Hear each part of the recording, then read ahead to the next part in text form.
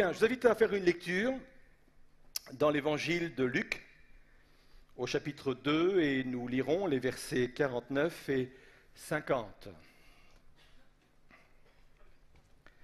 Luc, chapitre 2, versets 49 et 50.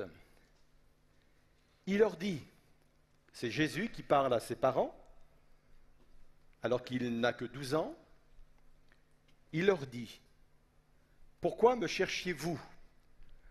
Ne saviez-vous pas qu'il faut que je m'occupe des affaires de mon Père ?» Mais ils ne comprirent pas ce qu'il leur disait. Et j'insiste sur cette fin de lecture, mais ils ne comprirent pas ce qu'il leur disait. Nous sommes toujours dans cette série, et nous sommes dans le dernier message, cette série que j'ai intitulée « J'aime mon Église ». Nous avons vu que l'Église n'est pas une organisation, mais est un organisme. Ça ne veut pas dire que l'Église n'a pas besoin d'organisation, bien au contraire. Mais si l'Église est un organisme, ça veut dire qu'il est vivant, et le principe fondamental de tout ce qui est vivant, c'est que ça doit grandir. À une seule condition, c'est que l'Église soit en bonne santé. C'est pour ça que la question principale n'est pas comment mon Église peut grandir, mais la question principale est davantage comment mon Église peut être en bonne santé, parce que si elle est en bonne santé, naturellement, elle va grandir.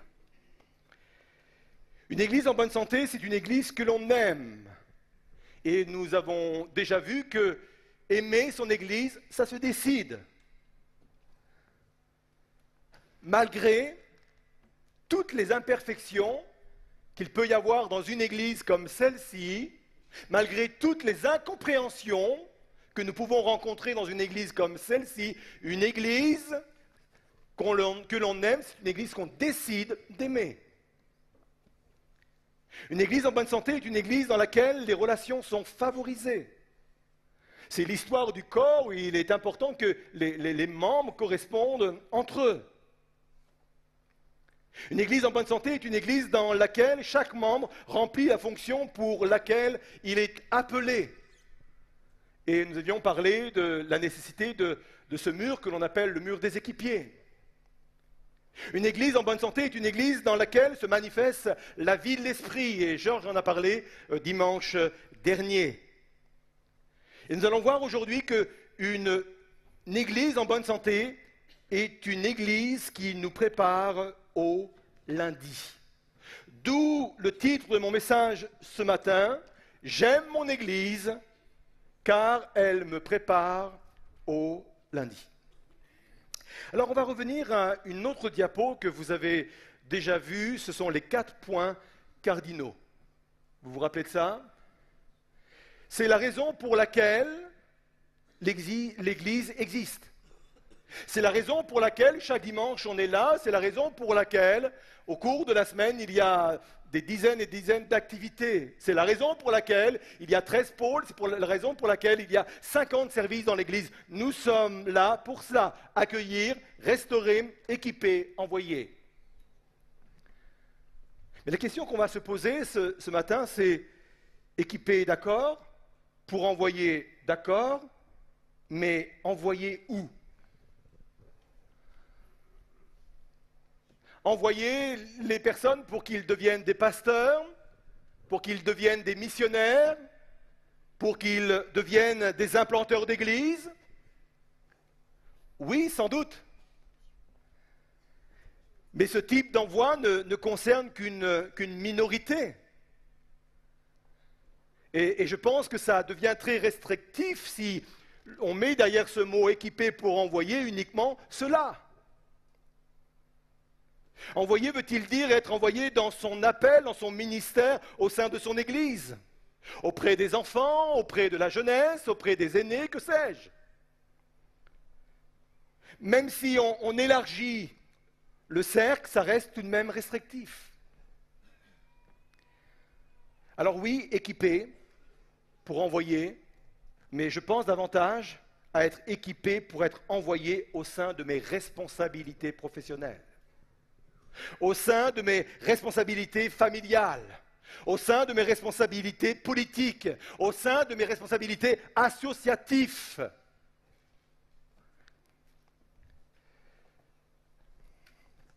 C'est cela pour moi, une église qui me prépare au lundi. C'est une église dont le discours, c'est une église dont l'enseignement est tellement en phase avec la société, la vie de tous les jours, qu'elle permet à ses membres d'être envoyés pour établir le royaume de Dieu là où vous vous trouvez le lundi, le mardi, le mercredi, le jeudi, le vendredi, le samedi.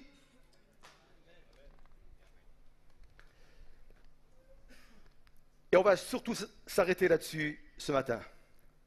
L'église ULM a cette vocation d'établir le royaume de Dieu à l'extérieur. Et ce n'est pas uniquement la vocation de ELM, c'est la vocation de toutes les églises avec un grand E. Nous avons tous cette vocation d'être équipés pour être envoyés afin d'établir là où nous sommes tous les jours de la semaine, établir le royaume de Dieu.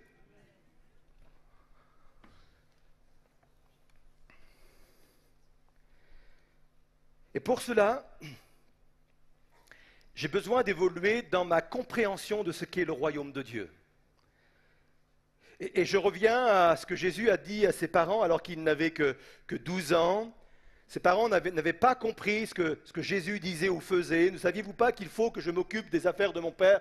Il pouvait même dire au-delà de cela, mais ne savez-vous pas qu'il faut que je m'occupe du royaume de mon Père? Les parents n'avaient pas compris cela, ils avaient besoin de grandir dans la compréhension. Et j'ai l'impression que parfois nous sommes comme les parents de Jésus. Nous avons nous aussi besoin de grandir dans cette compréhension de ce qu'est le royaume de Dieu.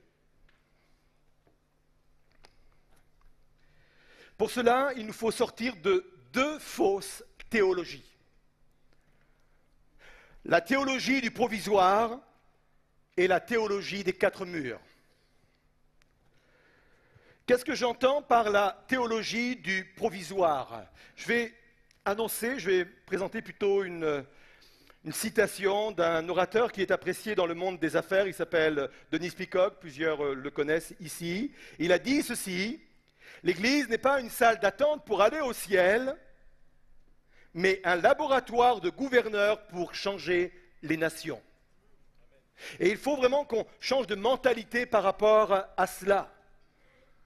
Nous avons installé dans nos églises, et j'emploie le mot église d'une façon un peu générale, nous avons installé au sein de nos églises une théologie du provisoire.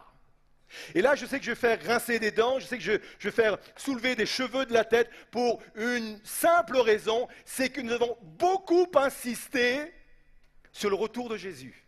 Et là, je me fais des ennemis. Alors, je dois m'expliquer parce que parfois on me fait dire des choses que je ne dis pas. Je crois au retour de Jésus. J'attends le retour de Jésus. Jésus va revenir parce qu'il y a des promesses, des centaines de promesses dans la Bible qui nous parlent que Jésus va venir chercher son Église. Et ça, c'est une belle promesse. Mais à force d'insister sur cette promesse-là, on a créé au sein de l'Église une théologie du provisoire.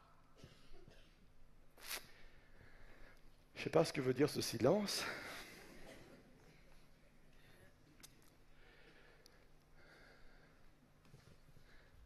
Et aussi, on a raison de le faire, qu'après le retour de Jésus, il va venir installer un règne de 1000 ans sur la terre. Vous connaissez ça? Ça s'appelle le millénium. Et ceux qui vont bientôt étudier avec les professeurs l'Apocalypse, vous allez l'apprendre. Après le retour de Jésus, il va établir 1000 ans de paix sur la terre. Ce sera formidable. Pas de guerre, pas d'agressivité. On pourra mélanger le loup et l'agneau. Formidable, non? Amen. Mais quand on dit cela, on est obligé de poursuivre, on est obligé de compléter en disant ça, c'est qu'une partie de ce que Dieu veut faire. Parce que quand dans la prière du Notre Père, il dit que ton règne vienne, il ne parle pas uniquement de ce règne-là après le retour de Jésus, mais quand il dit que ton règne vienne, il parle d'un règne dès maintenant. Je prie pour que le règne de Dieu, que le royaume de Dieu s'établisse dès maintenant.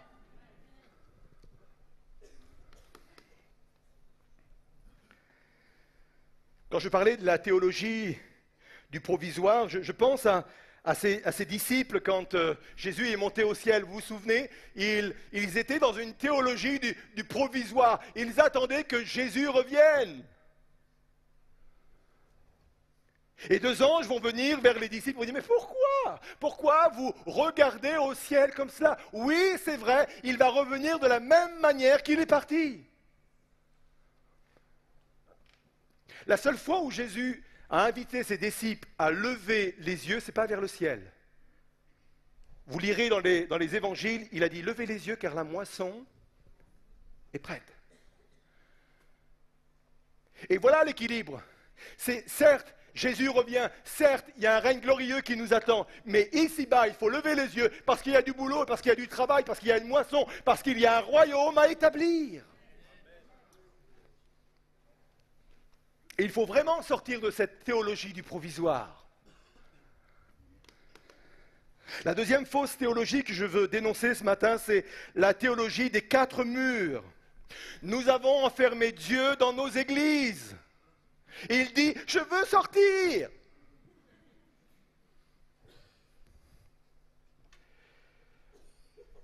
Quant à nos yeux, le seul service valable est le service dans l'église. L'église s'appauvrit.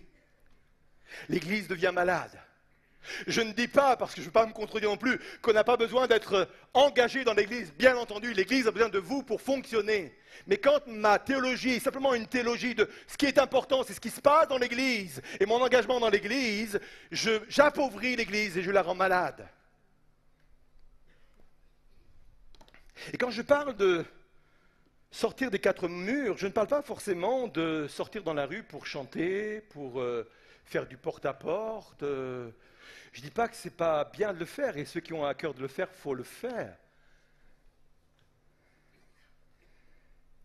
Mais là n'est pas l'essentiel de notre ministère. Et là encore, je sais que je vous choque. Je vais m'expliquer. J'ai déjà entendu à plusieurs reprises, ça fait plusieurs années, je suis dans le ministère, je suis rentré dans le ministère à temps plein depuis les années 90, donc ça commence à faire. Et je ne compte plus les fois où les personnes sont venues vers moi en me disant « Waouh, tu as vraiment de la chance de servir le Seigneur à plein temps. » Et je réalise le privilège qui est le mien de pouvoir travailler 24 heures sur 24 pour un ministère qui est celui que Dieu m'a confié. Écoutez bien ceci. Nous sommes tous à plein temps pour Dieu. Au travers de vos responsabilités professionnelles, au travers de vos responsabilités familiales, politiques, associatives ou autres, vous servez Dieu à plein temps. Dieu a un plan, Dieu a un appel pour que vous établissiez le royaume de Dieu, son royaume, là où il vous a placé, le lundi, le mardi, le mercredi, le jeudi, le vendredi et le samedi. Même ceux qui travaillent le dimanche.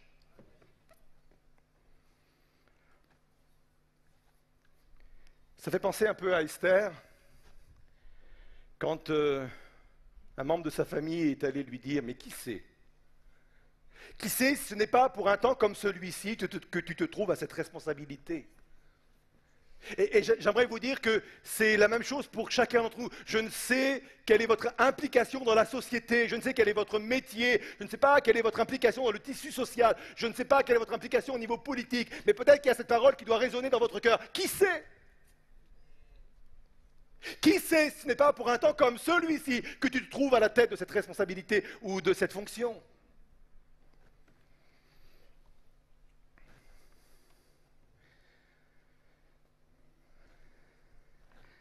C'est important de comprendre cela parce que pendant longtemps, je me suis dit, mais est-ce que Dieu se serait trompé en envoyant plus de 99% de ses enfants passer la majorité de leur temps en dehors des activités de l'Église? Est-ce que Dieu serait aussi mauvais stratège que ça?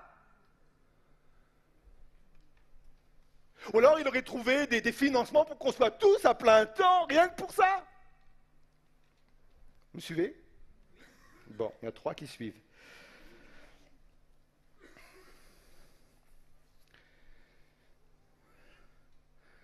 Nous avons besoin de grandir vraiment dans cette compréhension. Et c'est ce que les parents de Jésus n'avaient pas compris. J'ai souvent fait aussi, moi, cette erreur de langage. J'ai souvent, au cours de mon ministère, dit que Jésus avait commencé son ministère terrestre à l'âge de 30 ans. Et je l'ai entendu et je ne juge pas, parce que je l'ai fait moi-même, mais c'est une erreur de langage.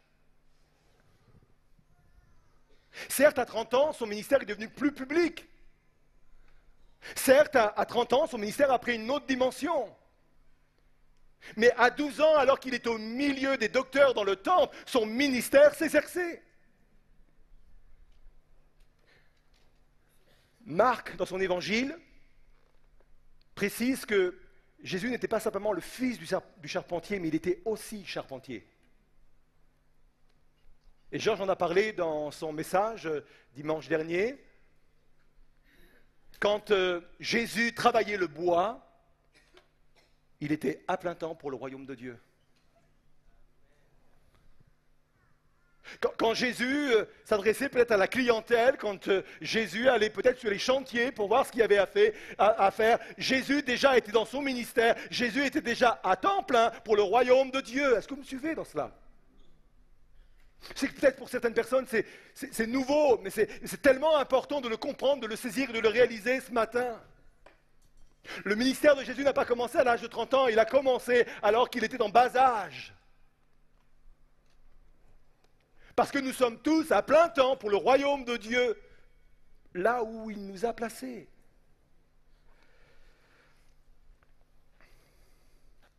En fin de compte, pour impacter le royaume de Dieu, il ne faut pas forcément changer de métier, mais il faut changer de mentalité. J'ai besoin de comprendre que dans l'économie du royaume de Dieu, et je mets le mot métier entre guillemets, mais c'est pour que je puisse me faire comprendre, dans l'économie du royaume de Dieu, le métier de pasteur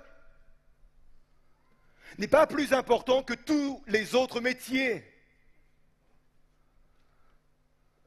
J'aimerais vous dire que le royaume de Dieu se répand davantage par des plombiers, des boulangers, des infirmiers, des profs, des étudiants, que par des professionnels de l'évangile.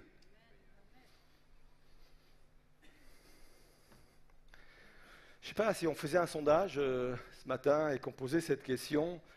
Combien sont venus à la foi grâce à un pasteur? Allez, je vais quand même valoriser un peu, parce que sinon, allez, au maxi, allez, moi, je sais pas, je vais mettre la fourchette haute. 10% peut-être. Je ne suis pas en train de me flageller, hein. 10%. Et les autres sont venus par des plombiers, des boulangers, des infirmiers, etc. Bien sûr, les ministères sont importants pour édifier, pour consoler, pour envoyer, pour équiper, tout cela, ouais, c'est bien, d'accord.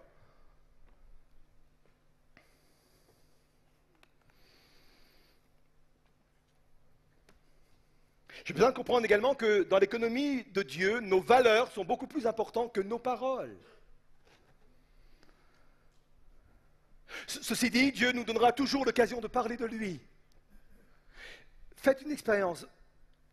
Faites cette prière. Dites au Seigneur, place-moi quelqu'un sur mon chemin pour que je parle de toi. Il le fera. Mais ceci dit, dans son économie, dans l'économie de son royaume, nos valeurs sont beaucoup plus importantes que nos paroles. Un jour, Lot avait des choses importantes à dire sur ce que l'Éternel allait faire dans la ville de Sodome et de Gomorrhe.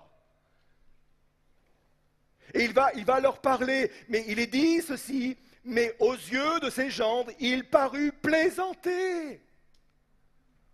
Pourquoi? Parce qu'il avait jeté par-dessus bord ses valeurs. Sa vie, ses choix de vie, la façon dont il gérait ses affaires, la façon dont il gérait sa famille, la façon dont il gérait ses biens, était en dehors des valeurs du royaume de Dieu. Et quand il a commencé à parler de Dieu, de choses importantes, de choses vraies, de choses graves, il est dit, il parut plaisanter.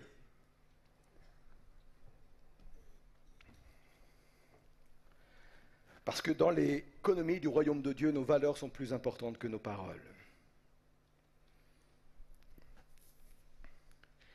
quelques valeurs du royaume de Dieu pour qu'ils se répandent autour de nous. Les premières valeurs qui nous viennent à l'esprit, facile, l'intégrité, la générosité, la bienveillance, et ces valeurs, je pense, semblent acquises pour tout le monde. Mais puisqu'elles sont acquises pour tout le monde, je ne vais pas m'y arrêter. Que pensez-vous de la valeur de l'excellence? Oups, il a dit le mot.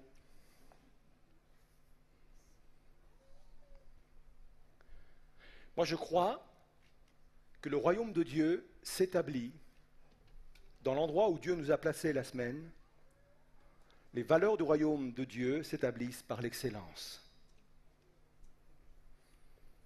Quelqu'un a dit, le perfectionnisme est une maladie, l'excellence une vertu. Il y a des perfectionnistes là? Et là, il y a un mari qui rêve de dénoncer sa femme depuis des années.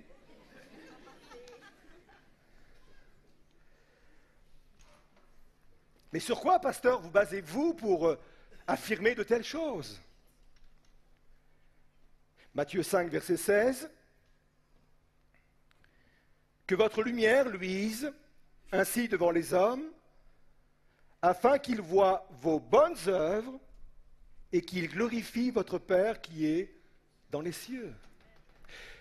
Et généralement, on a une interprétation de cette formule, vos bonnes œuvres, un peu particulière. Nous, les bonnes œuvres, c'est à chaque fois qu'on fait traverser une mamie sur un passage piéton, ou alors qu'on donne quelques pièces à un mendiant qui est sur le bord de la route. Oui, ce sont des bonnes œuvres, mais dans le contexte actuel, ce n'est pas cela. Littéralement, qu'il voit ton excellent travail. Littéralement, un travail qui est fait de tes mains, un travail pour lequel tu as été employé. Voilà le sens littéral de ce verset, que votre lumière luise ainsi devant les hommes, afin qu'ils voient vos bonnes œuvres et qu'ils glorifient votre Père qui est dans les cieux. Le but, ce n'est pas l'excellence. Parce que si le but était l'excellence, l'orgueil en serait le fruit. Mais le but, c'est que, vu la qualité de ce que je fais, de mon engagement, là où tu m'as placé la semaine, le but, c'est qu'il te glorifie, Seigneur.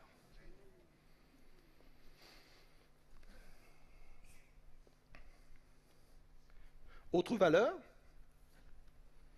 le courage et l'audace.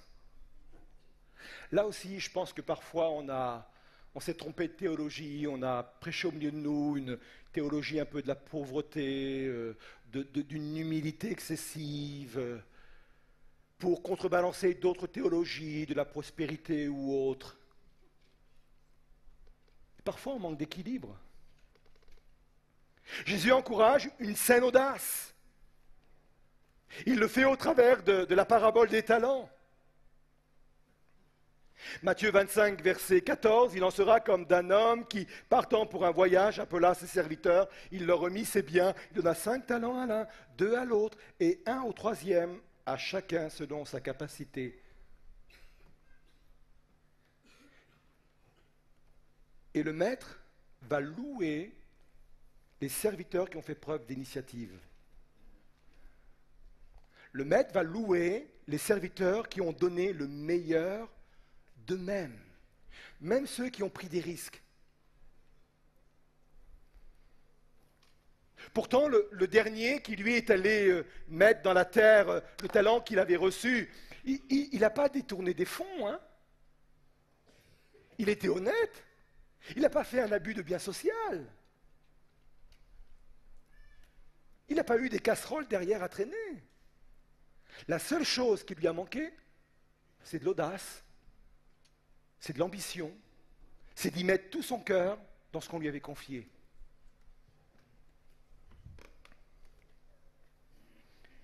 C'est pour cela qu'il dit dans Colossiens 3, verset 23, tout ce que vous faites, faites-le de bon cœur, comme pour le Seigneur et non pour des hommes. Et le contexte de ce verset, c'est quoi? Ce sont les rapports entre les employeurs et employés. C'est le monde séculier, c'est le travail séculier.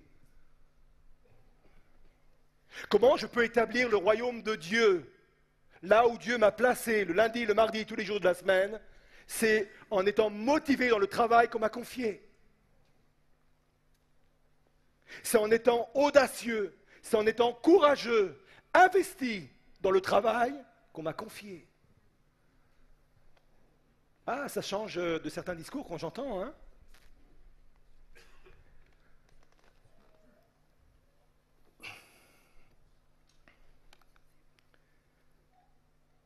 En plus, quand on sert à l'extérieur des 4 murs le royaume de Dieu avec ces valeurs-là, ça paye. Les 2 premiers ont eu des responsabilités plus grandes.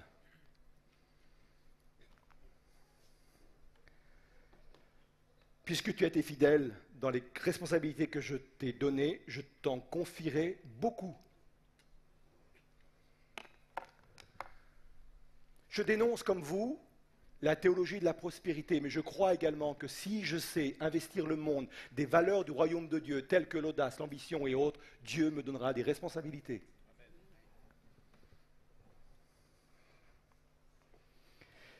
Proverbe 28, verset 12.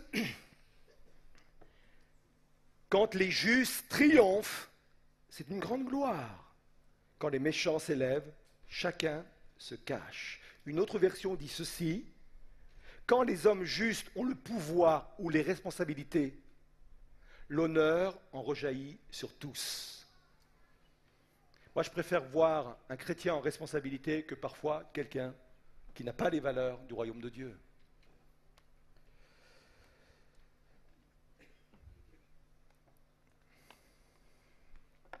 J'aime mon Église car elle me prépare à cela. J'aime mon Église parce qu'elle me prépare au lundi. J'aime mon Église parce qu'elle me prépare à établir, parce qu'elle m'envoie pour établir le royaume de Dieu là où je suis placé les jours de la semaine. Il y a des expériences extraordinaires, il y a des expériences glorieuses à vivre sur son lieu de travail. Pierre n'est pas tombé à genoux dans le temple, il est tombé à genoux sur son lieu de travail. Quand Jésus a fait la multiplication de la pêche, c'était sur son lieu de travail. Hein. Le gars n'avait pas trop de succès, quoi. Il avait pêché toute la nuit, il n'avait rien pris, etc. Vous connaissez l'histoire. Et puis il y a un miracle qui se produit, et devant ce miracle-là, les yeux de Pierre s'ouvrent. Il se jette à genoux. Et comprenez bien que ce n'est pas forcément en faisant du prosélytisme ou en faisant du rentre-dedans que le royaume de Dieu s'établit. Vous me suivez dans ce que je dis là? Mais c'est davantage par des valeurs que nous incarnons et que nous propageons au milieu de nous. J'aime mon Église parce qu'elle me prépare au lundi. Son discours, ses enseignements, et nous allons toujours travailler à cela, doivent être très pratiques, très utiles, en phase avec la société, en phase avec les réalités de tous les jours, pour que je puisse vraiment impacter ma société par les valeurs du royaume de Dieu. Je pense qu'on aura l'occasion de revenir sur ce message, mais je vais terminer là. J'ai invité les musiciens à venir me rejoindre. Et on va rentrer directement dans la distribution de la scène, parce que pour moi, il y a une continuité dans ce que nous venons de partager et dans ce que nous allons faire en prenant le pain et le vin. Je vais même vous inviter à vous lever à votre place, et comme ça, les serviteurs et servantes vont pouvoir s'approcher pour distribuer la scène. Et vous restez encore avec moi, parce que j'ai encore des choses à vous partager.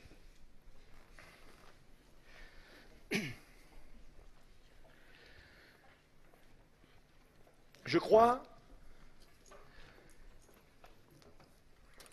que Dieu m'équipe pour m'envoyer. Et s'il peut m'équiper, c'est parce que Dieu, par l'envoi de son Fils, a fait tout pour que le Fils de Dieu devienne le Fils de l'homme, pour que les fils de l'homme que nous sommes deviennent des fils de Dieu. Et quand j'emploie l'expression fils de Dieu, je parle de toutes les qualités, de toutes les valeurs qui vont avec, de toutes les compétences qui vont avec. Moi, je crois que dans le message de la croix, il y a un message d'excellence. Je crois que dans le message de la croix, il y a un message de compétence.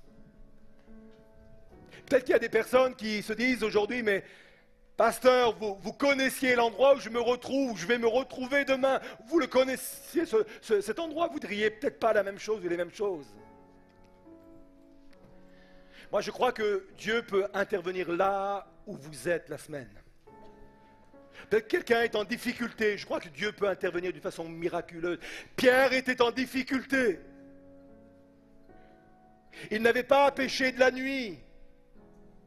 Mais Dieu est intervenu sur son lieu de travail. Je crois que Dieu peut intervenir sur votre lieu d'activité, quel qu'il soit. Et c'est peut-être l'occasion pour quelqu'un ce matin de vivre cette réalité-là. C'est pour ça que Dieu vient me chercher dans la réalité de ma vie. Il vient me chercher dans les réalités de mes activités, dans ce que je suis au jour le jour. Le message de l'Évangile n'est pas déconnecté des réalités quotidiennes.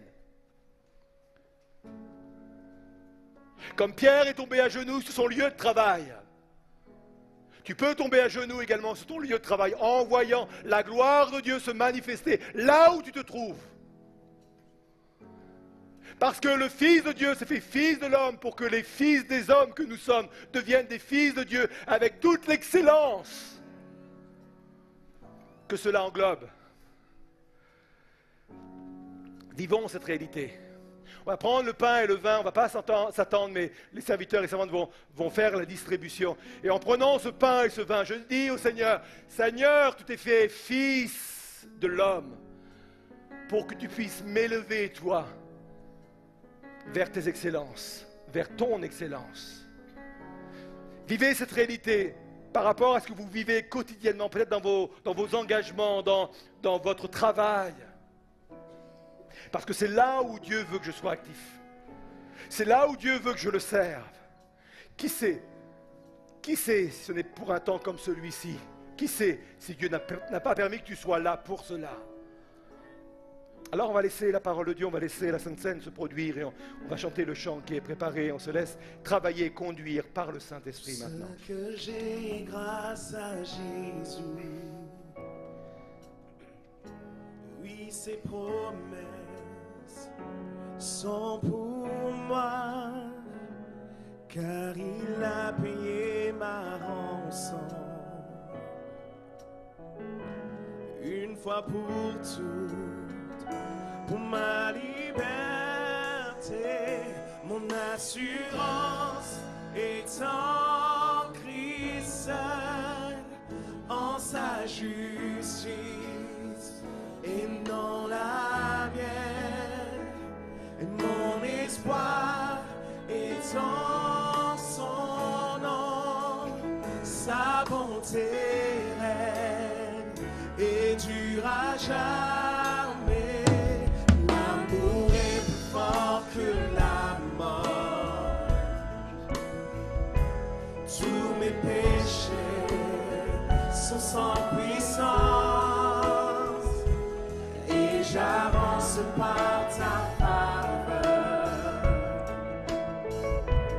grâce infinie, oh mon salut, mon assurance est en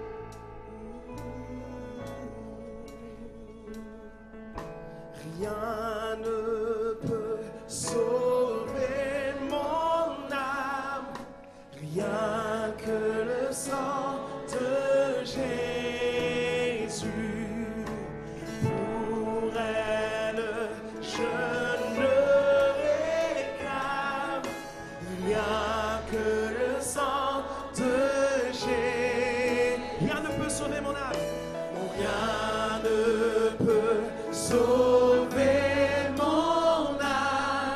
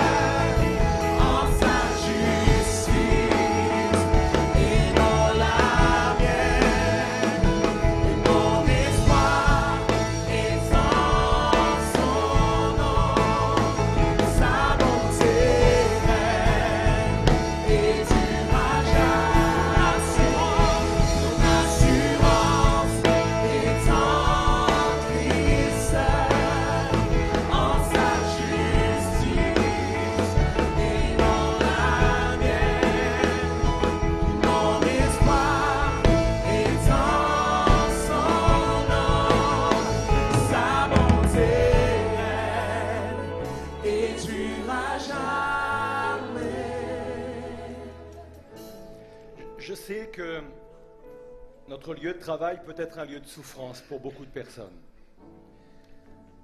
Je sais que les circonstances actuelles peuvent faire que notre lieu de travail peut être un lieu de violence, pas forcément physique, mais de violence. Et je sais qu'il y a des personnes dans ce lieu qui, sans aucun doute, doivent se retrouver dans ce contexte toute la semaine. Et se disent, mais comment je peux, moi, servir le royaume de Dieu dans ce contexte-là? Parce que c'est tellement difficile. C'est tellement difficile. J'aimerais donner la possibilité ce matin, alors que vous allez rester à votre place. Je voudrais donner la possibilité ce matin à quelques-uns, de saisir par la foi un changement radical de mentalité dans le lieu où Dieu vous a placé. Je crois qu'il y a un travail que Dieu veut faire là où il vous a placé. Et peut-être que le royaume de Dieu doit se répandre par votre attitude au milieu de tant de souffrances, par votre attitude au milieu de tant d'injustices. Saisissez par la foi la force nouvelle que Dieu vous donne maintenant, au travers de ce pain, au travers de ce vin, au travers de l'œuvre que Dieu a accomplie sur la croix. Il vient vous donner une compréhension nouvelle de ce pourquoi vous vous trouvez là où vous vous trouvez chaque semaine. Il vous donne une force nouvelle, une force mentale, intellectuelle, physique, pour pouvoir affronter votre responsabilité là où vous êtes, parce que là où il vous a placé, il veut que le royaume, son royaume, avance. Il veut également, par le Saint-Esprit, vous donner la possibilité même d'exceller dans ce qu'il vous a confié, dans ce qu'il vous a été confié. Jésus, en voyant l'apôtre, va lui dire, je ferai de toi, je m'engage à te former, je ferai de toi un pêcheur d'hommes. Et ne pensez pas que ce commandement ne concerne uniquement qu'un travail à l'intérieur des 4 murs de l'Église. Mais je crois que ce principe demeure encore aujourd'hui. Dieu veut nous qualifier quand il nous envoie. Je veux croire que mon métier est un appel que Dieu a placé sur ma vie. Mon métier actuel, mon emplacement actuel est un appel qui vient de Dieu. Le Dieu qui appelle, c'est le Dieu qui forme et c'est le Dieu qui envoie.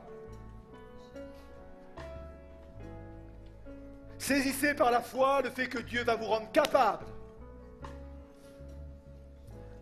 Il vous rend capable. Il vous donne toutes les compétences.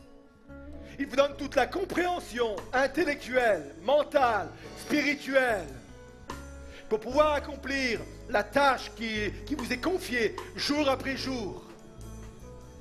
Il a appelé son peuple à être la tête et non la queue. Et il veut vraiment que son peuple rentre en responsabilité. Saisissez par la foi. Saisissez par la foi. Je crois qu'il y a des miracles qui sont en train de se produire maintenant.